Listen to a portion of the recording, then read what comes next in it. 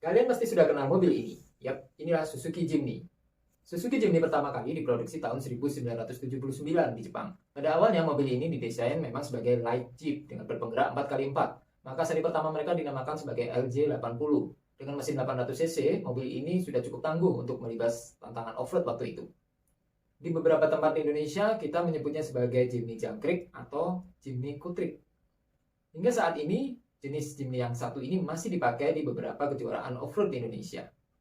Berlanjut ke generasi kedua, ada SJ410, dan ini dimulai dipasarkan sekitar tahun 89. Dengan model bodi yang lebih modern dan lebih mengotak, mobil ini dibekali dengan mesin 1000 cc, dan ini dikenal cukup tangguh mesinnya dan cukup awet dipakai untuk medan berat. Di tahun 90-an kita sering mendengar nama Suzuki Katana, yang sebenarnya itu dari Suzuki Jimny juga, cuma sudah mengalami downgrade menjadi penggerak 4x2.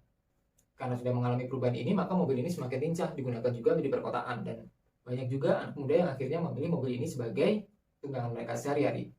Di generasi kedua ini ada juga varian yang long wheelbase, dan kita sering menyebutnya sebagai Jimny BRI atau Katana BRI, karena memang mobil ini dulu digunakan sebagai mobil dinas untuk Bank BRI.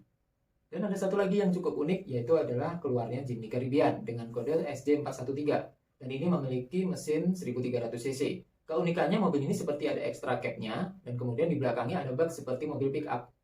Ada lagi varian Jimny yang kita sebut sebagai Jimny Sierra, yang belakangnya menggunakan softtop atau kanvas. Memasuki Jimny generasi ketiga, diperkenalkan pada Gias tahun 2017, diperkenalkanlah Jimny dengan kode JB33 atau yang kita sebut sebagai Jimny White. Bentuknya sudah mulai membulat dan lebih modern dan dibekali dengan penggerak all-wheel drive. Pilihan transmisinya juga sudah mulai ada pilihan transmisi otomatis selain yang pilihan manual.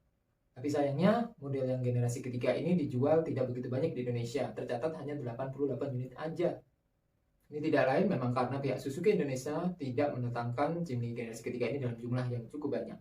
Dan yang terakhir ada generasi keempat yang diperkenalkan ketika Gias tahun 2019 kemarin.